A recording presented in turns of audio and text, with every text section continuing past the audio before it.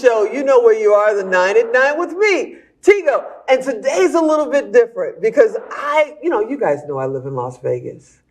And I have the privilege of knowing some of the most amazing talent in this town by living in Las Vegas. So I figured it's time to start sharing what the local superstars are doing. She's an international superstar too. And we're going to talk about music, family, and maybe hair. So sit right there. We'll be right back.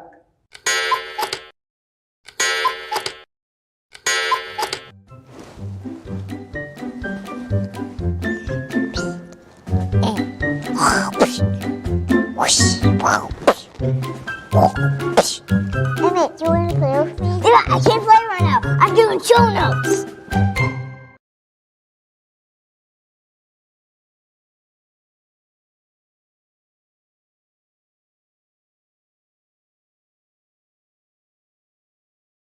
Yes, I said hair. You guys know I'm not the fashion person and all that kind of stuff, but it doesn't mean I don't know them. And it doesn't mean I don't know amazing talents in Las Vegas. And one of them is here today. Alli Starr is here. What's happening? What's up, T? What's up with you? I love the hair and I love the hat. I love the look. Thank you. You are one of those people that literally, I kid you all the time about facial recognition. You need facial recognition to know it's you because hair's down, hair's up. I feel like my face doesn't change, although my hair does. Yeah, that's why facial recognition. You love fashion and clothes and all of that. How did that come from being an entertainer? Or is that just part of your personality and it just works really well with the fact that you're an amazing singer? It's part of who I am. My mom has pictures of me 2 and 3 years old in high heel shoes and playing with makeup. So it's always been a part of me. I just like to play dress up. Wow. Now, before we get into, what you do, which is be on amazing stages all over the world, how do you balance being an entertainer, being a lead singer, being a mom? We're also going to talk maybe for a little bit, if you don't mind, about some health issues that you've had. How do you balance that every day? Because, a lot of us, me too, have a problem just remembering to eat. So how do you do it? Honestly, it's a game. I call it like Tetris. My life is Tetris. I fit the pieces where they go. Sometimes they clash and sometimes they fit perfectly. But at the end of the day, there's a goal in mind to just keep going. That's my goal all the time, to keep going. When did you know you were going to be an entertainer? I mean, I read your bio and I go, ooh, East Chicago, Indiana. I'm from Chicago. I'm like, look at her. She family, she cousin from back home. When did you know this is what you were going to do no matter what? I didn't know because this is not something I aspired to do. I fell into this. Wow. I was going to go to school to be a mortician because mortuary science runs in my family. Yeah, I read that. We'll talk about that. So what made you not decide to do that? Music is like a drug. And once I got a taste of it, it was like, school, what's that? I'm going on the road. And that's what I did. Wow. So when did you start? At 16. So 3 years ago. I wish. 18 years ago. Wow. So the good, the bad, the ugly, we can't not have this conversation and talk about COVID because in Las Vegas especially, entertainment is how most of us live. That's what fuels the city. We don't have a finance district. We don't have a warehouse district. We have entertainment. Now we have sports. How did you fare through that and not just throw your hands up in July of 2020 and say, you know what, the family business is starting to look good to me, I'm out? Well, actually, T, I never stopped working during the entire pandemic. There was that brief stretch of time where the entire city was closed, where I did not work. And that was like for 3 weeks, maybe. It was less than a month. And after that, I was performing. Now, I was performing at capacity levels back when it was only 30% or 60% in the club. But I was there. I was bearing through it throughout the entire pandemic. I never stopped. So not only are you a stage performer, you're a recording artist as well, so you're in studio.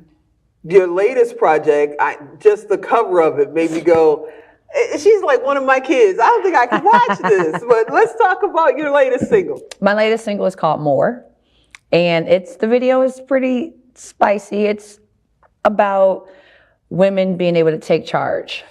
And that's what I wanted to display with having the men bound and sitting in chairs and us taking over. And as you can see, I had a 100-inch braid ponytail that acted as a whip. No one got beat, but it was just a demonstration of strength for women. Who's your creative source? When you create a video like that, do you have a certain director, producer that you always use? Or do you sit down and go, you know what? This song needs this particular type of video, and it comes out of your creative mind? I literally create all my videos.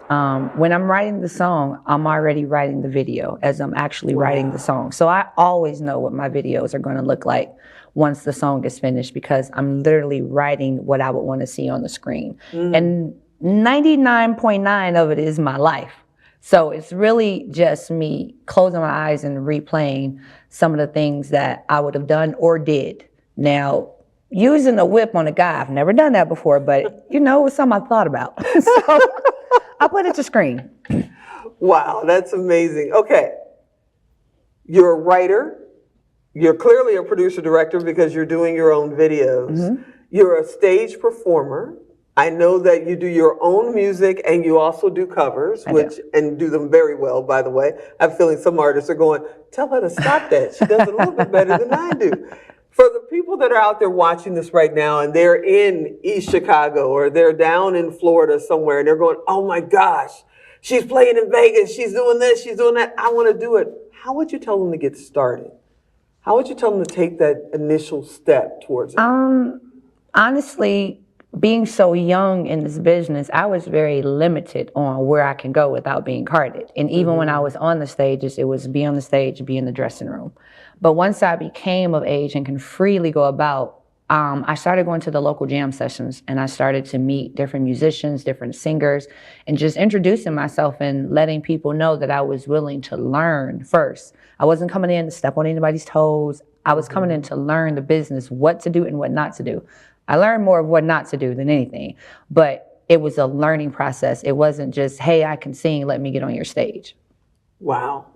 Wow. Okay, I get that. But have you ever been afraid? Have you ever went into a venue and expected a certain audience and it was an entirely different audience, or the band was supposed to be a certain way and then it shows up and they're an entirely different way?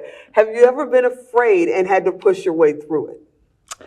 No, but really recently for my birthday, my drummer didn't show up for the gig. And I had a packed audience and I had to play basically like an acoustic set until I could find another drummer. The audience didn't know otherwise. We killed it and they really thought it was something that was on purpose and it wasn't. So that would be really the only time I was like, how am I going to get through this without people knowing? But we did it anyway. That's awesome. And I mentioned earlier, fashion, entertainment, mom. But on top of that, you've had some battles with some health issues over the years, and you still managed to get on those stages. Do you mind just sharing just a little bit of that? Yeah, of course. I have SVT, which is a heart condition. It's supraventricular tachycardia. It's a certain type of arrhythmia. So I could be literally sitting right here with you, and my heart can beat upwards of 150 to 200 beats per minute. And that puts me in the SVT. So over the years of me finding out I had it in 2015, I now have a pacemaker. Wait, you now have a pacemaker. So you're on stages, you got bass drums, it's loud, it's noisy, you got people coming at you, and some of these shows are intense. I mean, you guys come out of these shows like you just did a marathon. Yep. And you've got a pacemaker. Are you okay? Are you safe? Should I be worried? Because you know I treat you like you're one of my kids. So. I'm okay. First of all, music heals. No matter what I'm doing, no matter how I'm feeling, if I can get to the stage, I feel better. Now, once I'm off, that's a different story. But during that moment, my body knows to relax and live in the moment of music. So I live and I breathe off of that. So I am okay. And what happens, because you have two beautiful babies, okay? What happens if the babies come in and say, Mom, I want to sing? I want to be on stage. How does mom feel about that? Is mom signing him up for mortuary school? No, because they grew up in this business. Literally, I had them and I took them to Japan when they were 2 months old. So their first year of their life, they were grown up in Japan. And after that, we've been here and they've been rocking and rolling. So it's something I expect. Not something I'm going to push, but something I expect to happen. And I'll just lead and guide them the best way that I can. All right, before we get cut off, because you know what he'll do, let's tell everybody, if they come to Vegas, how do they find Alli Starr? You can find me on Instagram, Facebook under Alli Starr 1. That's ALLISTARR. Twitter, just the same. And I play at several different venues. So just look on my website, which is allistarr.org, and find me anywhere in Vegas. That's my buddy, Alli Starr. And you guys already know, if you can't remember that or you're driving and you can't write it down, just go to Tigo Direct. We'll connect you across and you'll be able to just send her a message and I'm sure she'll get right back to you. I will. You are amazing. We touched on this much of your career. I hope you'll come back. Absolutely. Awesome. Thank you so much for hanging out with me today. Me. Woohoo! Hey, everybody. I hope you enjoyed this episode. You know I hope you'll come back next time. And as always, I'm Tigo, and I'll talk to you next time.